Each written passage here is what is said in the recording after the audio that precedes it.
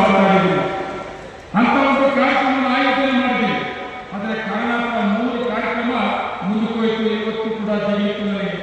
ನಾನು ಈಗ ಬರುವಾಗ ಹೇಳ್ಕೊಂಡು ಮುಂದೆ ಇವತ್ತು ಮುಖ್ಯಮಂತ್ರಿಗಳು ಸಿದ್ದರಾಮಯ್ಯ ನಮ್ಮ ಡಿ ಕೆ ಶಿವಕುಮಾರ್ ಅವರಿಗೆ ಇವತ್ತೇನಾದರೂ ಬರಬೇಕಾದ್ರೆ ರಾಜಕೀಯ ನಿವೃತ್ತಿ ಆಗ್ತಾ ನಿಜವಾದ ಇವತ್ತಿನ ಕಾರ್ಯಕ್ರಮ ತುಂಬ ನೋಡ್ಕೊಂಡಿದ್ದೆ. ಆದರೆ ಡೆಲ್ಲಿನಲ್ಲಿದ್ದರೂ ಇವತ್ತು ಬರೋಕ್ಕಾಗ್ತಾ ಇರಲಿಲ್ಲ.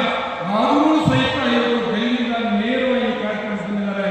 ನಿಮ್ಮೆಲ್ಲರ ಪರವಾಗಿ ನಾನು ವೈಯಕ್ತಿಕವಾಗಿ ಅವರಿಗೆ ಧನ್ಯವಾದ ಕೂಡ ಹೇಳಬೇಕಾಗ್ತದೆ.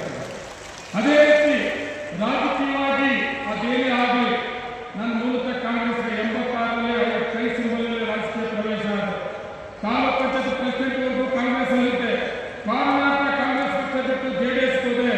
ಬಿಜೆಪಿ ಸರ್ಕಾರ ಒಂದೇ ಒಂದು ಜಿಲ್ಲಾ ಪಂಚಾಯತ್ ಮಾಲೂರು ತಾಲೂಕಿನ ಸಿಂಬಲಲ್ಲಿ ಬಿಟ್ಟು ಕೋಲಾರ ಜಿಲ್ಲಾ ಪಂಚಾಯತ್ ಅಧ್ಯಕ್ಷ ಆಗಿರ್ಕೊಂಡು ನೀವು ಕೊಟ್ಟಂತ ಅವಕಾಶ.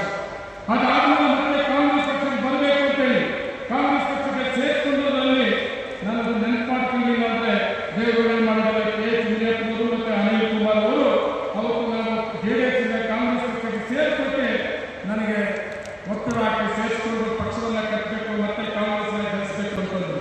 ಅವರ ಆಶೀರ್ವಾದ ಇವತ್ತು ಅವರು ಕೂಡ ವೇದಿಕೆಯಲ್ಲಿದ್ದಾರೆ. ಮತ್ತೆ ಜಿಲ್ಲಾ ಮಂತ್ರಿಗಳು ರಾಮಲಿಂಗಾರೆಡ್ಡಿ ಇದ್ದಾರೆ.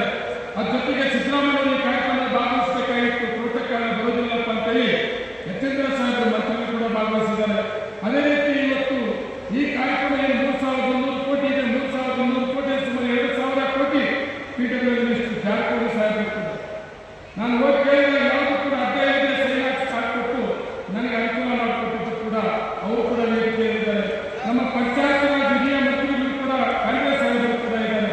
ಅದೇ ರೀತಿ ಶಾಸಕರಾದಂಥ ನಜರಮ್ಮನವರು, ನರಸಿಂಹರೆಡ್ಡಿಯವರು, ಮಂಜು ಅವರು ಮತ್ತೆ ವಿಶೇಷವಾಗಿ ನಮ್ಮ ಪಕ್ಷದ 3 ಸಾರಿ ಶಾಸಕರಾದಂಥ ಶ್ರೀಮಂತರಿಗೆ ಅನುಕೂಲಸ್ಥರಿಗೆ MLA ನೋಡಬೇಕಾದ್ರೆ ಬೆಂಗಳೂರು ಹೋಗಬೇಕಾಗಿತ್ತು.